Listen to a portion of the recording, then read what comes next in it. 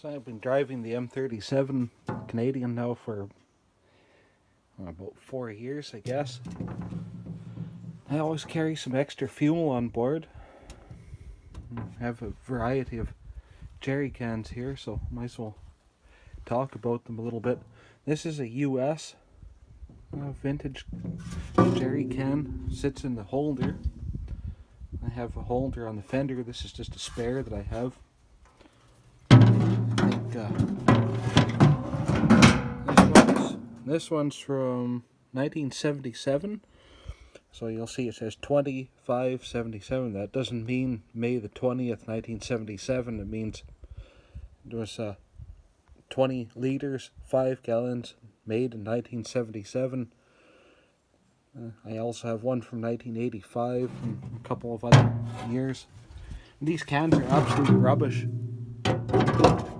I hate them. They're hard to tighten down so they don't leak. Then when you have them so they don't leak and you need your gas in a hurry, you need a wrench handle or a jack handle or something to stick in here to lever the thing open. And then once you do have it open, then there's no pour spout. So with the M37 we have the pull-out fuel filler, which works perfectly with the other Jerrycans, but there's no... They're absolutely worthless with the Ameri-Can can. Just doesn't work at all. So I also have this 1944 British Jerrycan, which is very beat up. It's been there and done that, and looks like it made it only halfway back, but it's still airtight. Still a usable can. I still use that for carrying gas, and it's quite a good can actually. And we have this one, which I recently got. It was a Wavian can. The guy bought it and never used, and it needed to be repainted, so I repainted it with whatever paint was available in the hardware store. It's essentially identical to the British can, which was a copy of the original German Jerrycan, with the exception of this little locking pin. And they're not actually as well made as the British cans. You can look inside and you can see that the sprayed in lining doesn't actually come all the way into the can, and it looks kind of patchy as well. They're a really nice can. I really enjoy using them, but they're not as nice as the British copy of the German can, or an original German can for that matter. And this little locking pin is a little bit fiddly, and I consider it to be unnecessary as well. And we have the modern Canadian military can, the Sceptre one here. The plastic one. I've been using this. This was a second-hand one that was given to me. It's an alright can. I'm not going to knock it too badly, except that this thing is broken, and the only way to replace that is to buy the whole thing, and it's $55 to replace the lid, which is highway robbery as far as I'm concerned. And the biggest complaint that I have about it is that it doesn't fit the standard Jerrycan holder. It's just slightly larger, just large enough that it doesn't fit. Being as it's a Canadian military can, it was probably some deal where Bombardier got a contract to make new Jerrycan holders that cost the taxpayers $1,200 a piece or something. But it's almost inexcusable why you would make a military Jerrycan that doesn't fit the existing holders that have been in use since the Second World War. This holder fits all the NATO standard cans. It fits the US knockoff. I can't explain why they would do that. There is no explanation. It's idiocy. But again, with this one, you have the thing, you have to unscrew the lid. It's relatively easy to unscrew. It has a tendency to swell. As you can see, it's shrinking down now with the, I've let the fumes out of it, which is something you don't usually see with these cans. The fumes, when the can swells, the gas goes up into here. With these, I guess it kind of does the same thing, but they still seem to inflate quite a bit when it gets warm. So there's a can of water that I carry on here. It's Trinkwasser from the Bundeswehr. That's just spare water for the radiator in case I have technical difficulties. And here we have this Jerrycan. It's a 1980 British can. And when I had my M38A1, the securing strap actually failed and this thing went flying endo off of the back of the Jeep. And it's still 100%. And you can see it still holds pressure. The lining is still good inside it. I've been using this can constantly since, I believe, 1997. And you can carry it on its side. You can put it in the trunk of your car and you never have to worry about fumes or anything. It never leaks. And I wish I'd bought more of them at the time. This one came from the British Army training unit at Suffield.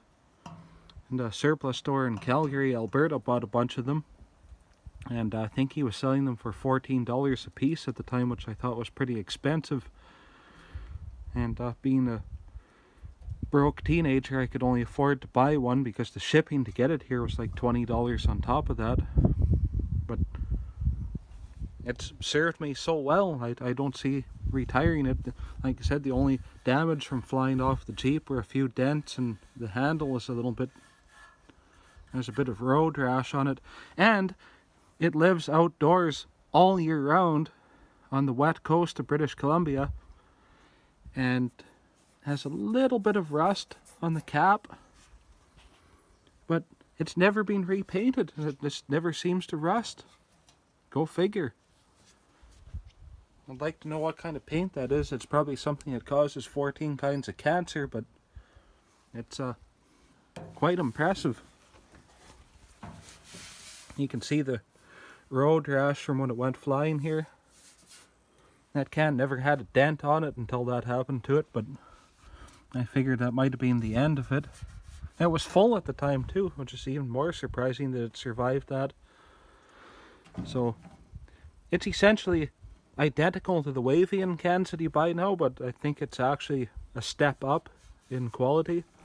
Like the welding seems to be a little bit more skookum on here. The handle just seems to be made out of a thicker gauge of steel. And empty, the can actually weighs a little bit more than the Wavian can as well. But it served me extremely well. Like I said, I wish I bought 5 of them at the time.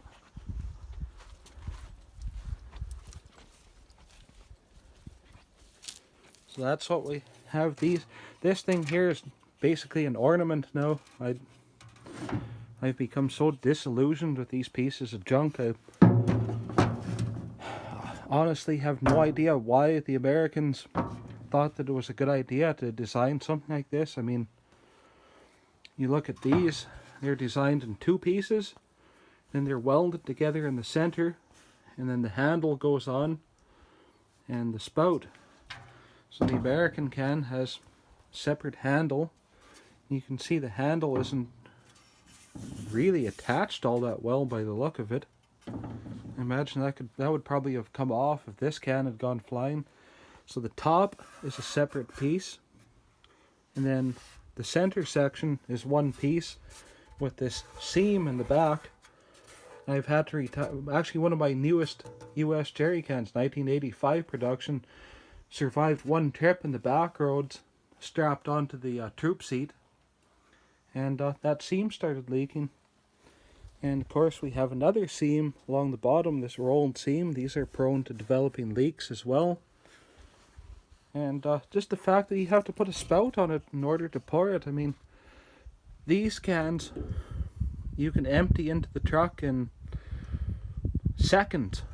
It's just a matter of seconds. You just pull out the filler spout on the fuel filler, open this up,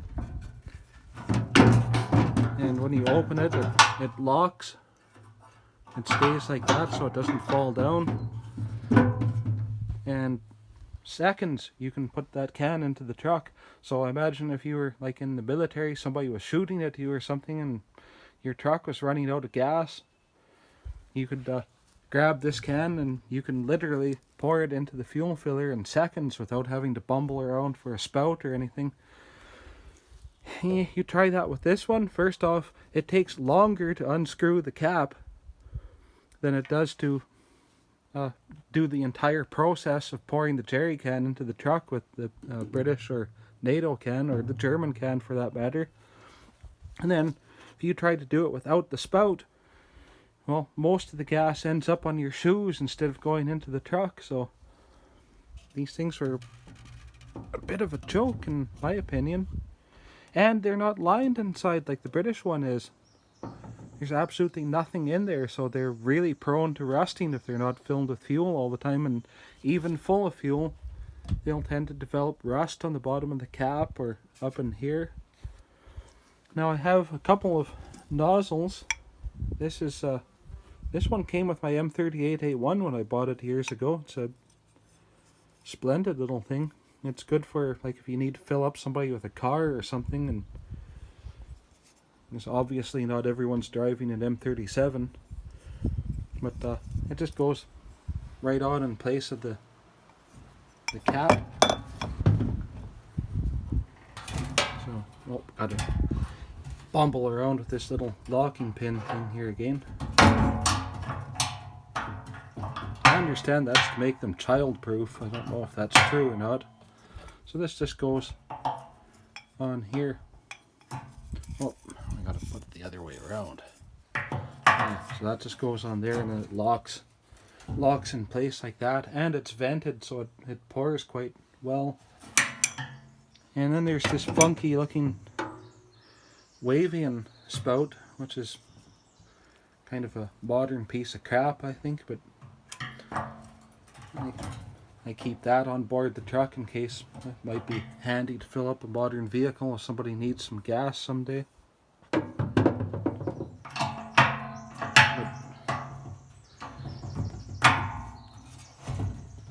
Close that up, put this little pin thing in here. There we go. But these plastic cans, in my opinion, are way overpriced for what they are. I mean, they're a good can, they're durable. So you can see this one's taken a beating. Mostly in its past life, not in my care, but it's like the price for these things is sky high. They cost as much as a brand new Wavian can, so I don't think that I would be actually buying one of these new. This one was actually given to me. It was someone found it somewhere and gave it to me. I think it came maybe from the military base here. And I know this thing, the cap is for diesel fuel, as you can see by the D. But it's worked quite well for gas. I know enough to not put it on its side so it'll leak. And it hasn't actually developed any leaks with gasoline. Apparently they're supposed to. That's what I've been told. But I tend to put 3 jerry cans at the front on the troop seat there and secure them with rope if I'm going to make a long trip. Then that combined with the one on the fender will give me a complete that'll be 20 gallons of gas, so I think that's about what the tank on this truck holds when it's completely empty. I don't think I've ever actually used more than 2 cans even on my longest trip. Once you hit the back roads you tend to idle along at 20-25 miles an hour so you don't burn as much fuel. But I repainted this Wavian can. The paint finish on it was garbage. It was already rusting out. Even not even having had gas in it yet, it was starting to rust. So I just got some random green paint from the hardware store and painted it this color. I don't think it looks that bad. That should make the can last a while. I don't know if it'll ever last as long as this one, but it should be close. And like I said, these ones, I think I'm just going to keep those for ornaments or something now. I think I have 4 or 5 of them as well, so. And it's just, they're just such a pain in the neck to use. I just don't really have any interest in playing with them anymore. I know people are going to get angry at me and say, oh, they're iconic and they're a war-winning weapon and everything, but you know, I still say they're basically a poor relation to these guys. I don't understand why the Americans felt that they had to redesign what was essentially perfection. The British did the logical thing and just copied the German can exactly. But the Americans came up with this, which is the only thing it has in common with these is the basic size and the 3 handles. There's no comparison. Same with this. This basically copied the shape, but it didn't copy the size, so it doesn't fit the holder. Which is extremely annoying. Ah, well, that's about enough for today. Enough of a rant about Jerrycans, I guess.